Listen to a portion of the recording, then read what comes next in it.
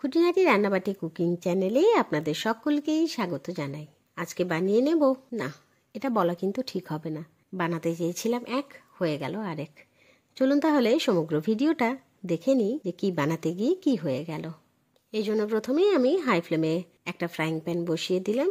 Frying pan বেশ গরম হয়ে এসেছে, তাই এবার দিয়ে দিচ্ছি ওপর থেকে সর্ষের তেল। তেলের পরিমাণটা একটু বেশি রাখলাম। এবারে তেল যখন বেশ গরম হয়ে যাবে সেই মুহূর্তেই দিয়ে দিচ্ছি লবণ এবং হলুদ মাখানো মাছ। সুন্দরভাবে একের পর এক মাছ সাজন্ত করে ফ্রাইং প্যানের মধ্যে রেখে দিলাম। এবার হাই ফ্লেমে রেখে অপেক্ষা করব মাছের এক পিঠ যেন সুন্দরভাবে ভাজা হয়ে যায়। যতক্ষণে মাছটা ভাজা হচ্ছে চলুন আপনাদের সাথে ঘটনাটা শেয়ার করে নিই। আসল কথা, ভেবেছিলাম আজকে মাছের সুন্দর একটা পাতলা ঝোল বানাবো, যেটা নিত্যদিনে আমরা প্রায়ই খেয়ে থাকি। কিন্তু ঘটনাচক্রে ফোন কিন্তু আর সাথ দিল না। হঠাৎ করে লো ব্যাটারি হয়ে ফোনটা মাঝপথেই বন্ধ হয়ে গেল। তাই বাকি রান্নাটা আর শেয়ার করা হলো না। শুধুমাত্র মাছ ভাজা দেখিয়েই ফোন কিন্তু জবাব দিয়ে দিল।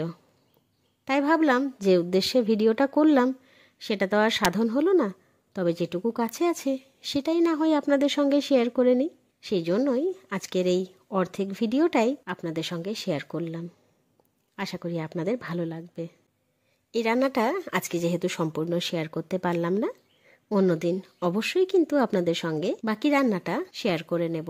তবে তখন আর এই মাছ দিয়ে করা যাবে না, কারণ সেটা তো খাওয়া হয়ে যাবে। তাই অন্য মাছ দিয়ে সম্পূর্ণরূপে নতুনভাবে এই ভিডিওটি আপনাদের সঙ্গে আবার একবার শেয়ার করে নেব।